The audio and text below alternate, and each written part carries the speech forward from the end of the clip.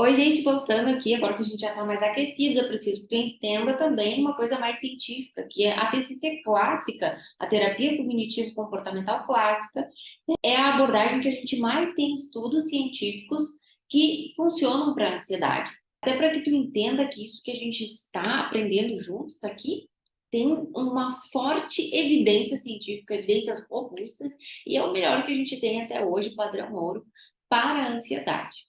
Então, nessa aula, a gente vai aprender sobre a distorção cognitiva da ansiedade. Isso é extremamente importante se tu quer ter uma vida mais adequada, que tu entenda esse processo. Entrar nisso vai te dar uma liberdade muito maior de entendimento sobre os teus sentimentos e gatilhos. A gente vai falar também sobre tuas metas e como elaborar essas metas.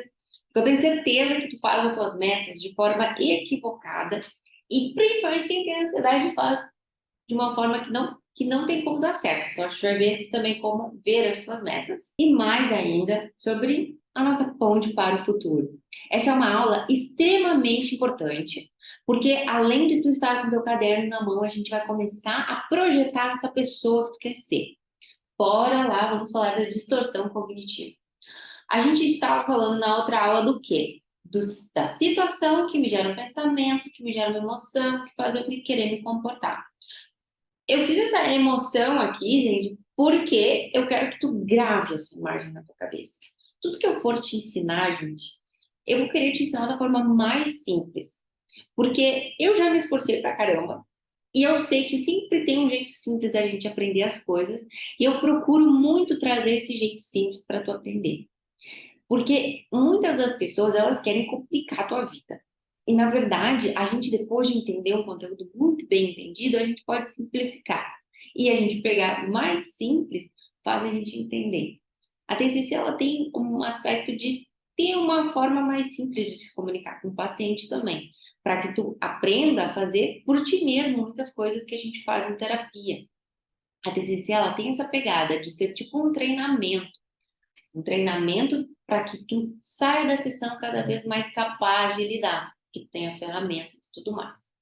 Então, a distorção cognitiva da ansiedade é a catastrofização. Tenho certeza que tu já deve ter ouvido por aí esse nome. E o nome já é bem sugestivo, vamos combinar.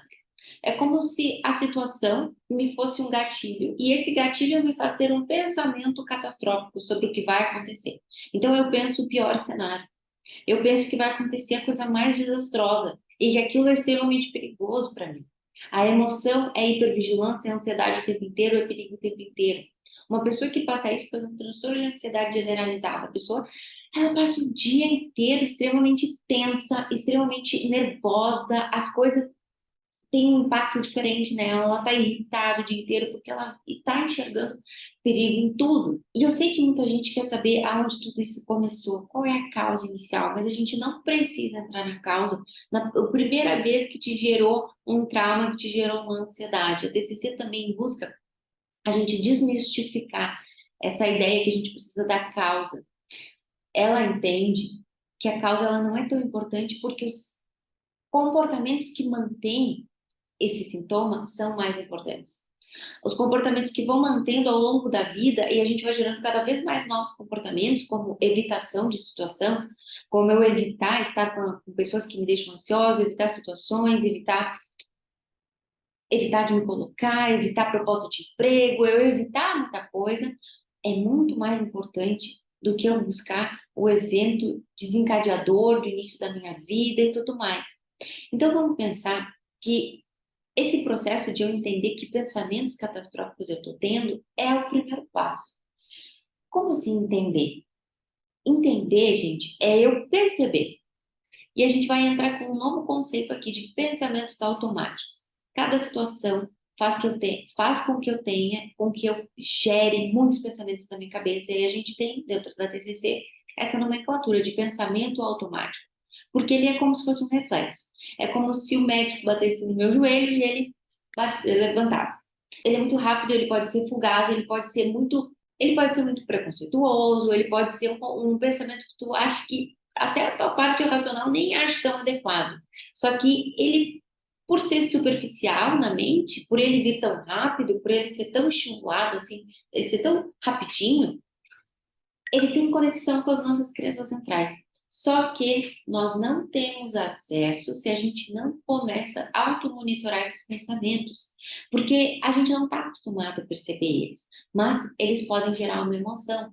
Por exemplo, eu entro na minha rede social, eu vi uma foto que eu não gostei, sei lá, vi uma amiga com uma pessoa que eu não gostei e tal, mas eu nem percebo isso, eu continuo lá mexendo na minha rede. E aí depois eu fico angustiada, fico, nossa, que sensação horrível que eu tô.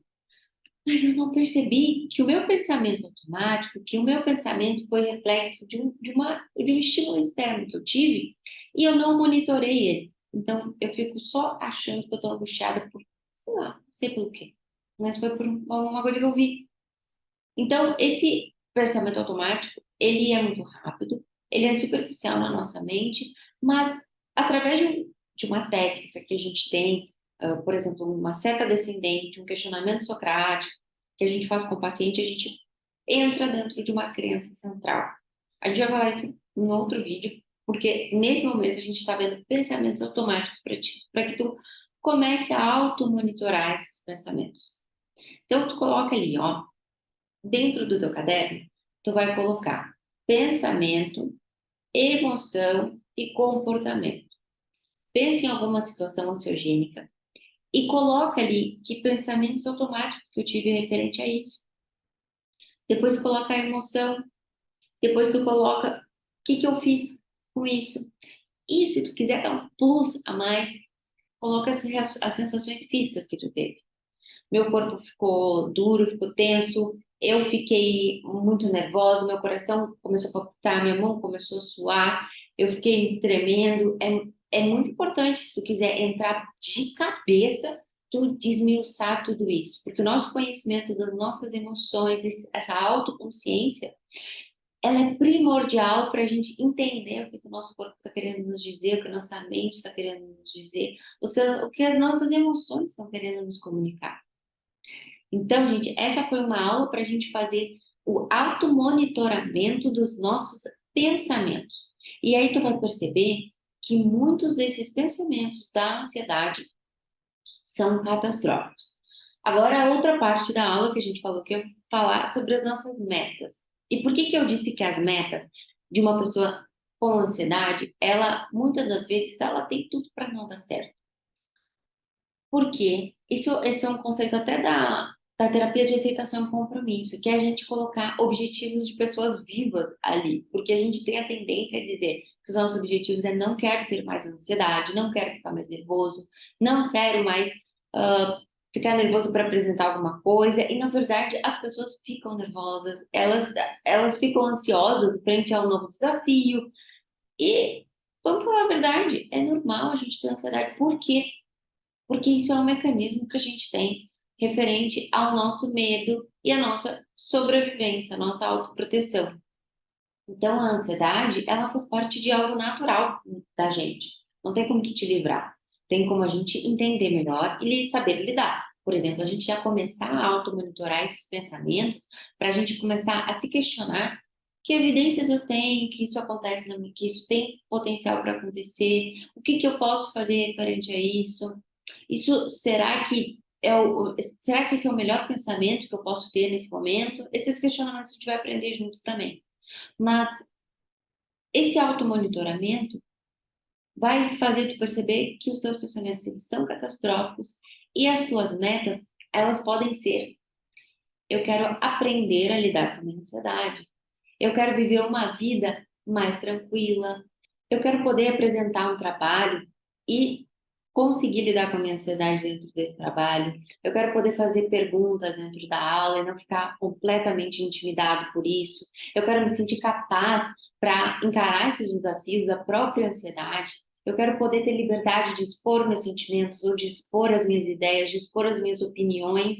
Então, isso são objetivos de pessoa viva. E a gente tem que colocar ali que pessoa que tu quer ser, põe os teus objetivos e que pessoa tu quer se tornar. Como é que seria a tua vida se tu soubesse lidar melhor com a ansiedade? O que que mudaria? O que que tu acha que seria diferente do teu dia a dia na parte prática? Eu acordaria de forma diferente? Eu iria para um compromisso de forma diferente? Eu passaria a minha tarde? Como eu passaria a minha tarde? Que aspectos da tua vida que mudariam? Eu preciso que tu te entregue para essa tarefa. Faça a tua imaginação fluir de verdade. Não escuta esse vídeo de forma passiva. Faça essas anotações, que tu vai ver que instigar a tua mente, a tua imaginação, vai abrir um portal de um mundo que tu nunca tinha pensado. Não tenha medo de pensar sobre isso, porque essa a parte de lidar com a ansiedade a gente vai aprender junto. Agora, a imaginação, imaginar a tua vida diferente, só tu pode fazer. Eu preciso que tu te comprometa com isso. E aí agora tu quer entrar em algo mais profundo ainda? Então, vamos fazer essas metas de forma cognitiva, de forma comportamental e de forma emocional. A tua meta cognitiva pode ser eu perceber que meu coração está acelerado e eu não achar que eu vou morrer ou que eu vou desmaiar. Pode ser uma meta que tu pode colocar aí. Quando isso estiver acontecendo, vou sentir que eu vou estar melhor, tá? Então, a tua meta cognitiva pode ser essa ou algo super teu, tá? Uma meta comportamental. Eu poder apresentar um trabalho e eu poder falar todo o trabalho. Que a pessoa mais ansiosa, geralmente, ela apresenta de forma bem resumida. Eu poder apresentar um trabalho e sentir que o primeiro momento estou mais nervoso, mais nervosa, mas depois eu consegui me soltar e consegui passar a mensagem que eu queria, uma comportamental. E uma meta psicológica, ficar menos ansiosa para apresentar esse trabalho, sabendo que a gente não vai eliminar essa ansiedade, mas através do conhecimento, através dos exercícios, até os exercícios de relaxamento, a gente consegue ficar menos ansioso. É muito comum o paciente dizer: olha, eu fiquei nervoso, fiquei nervosa, mas comparado antigamente, foi bem diferente, foi bem menos intenso. A gente ouve bastante esse tipo de relato. Porque a ansiedade, voltando ao nosso aspecto lá importante da sobrevivência e da nossa proteção, ela vai estar sempre ali. Principalmente se for um desafio, se for um novo patamar da tua vida, se tiver muita coisa envolvida, vai criar uma ansiedade óbvia. Porém, a gente não pode deixar essa ansiedade nos barrar a nossa vida, não tem como. A gente precisa buscar recursos. E eu espero que essas aulas sejam um bom recurso para te começar a encarar os desafios que estão travando o teu próximo nível. Então, a nossa próxima aula vai ser alguns aspectos, algumas crenças sobre a ansiedade que tu precisa mudar na tua cabeça. Se a gente não fizer essa mudança agora, o teu resultado final não vai ser tão positivo. Então, a próxima aula é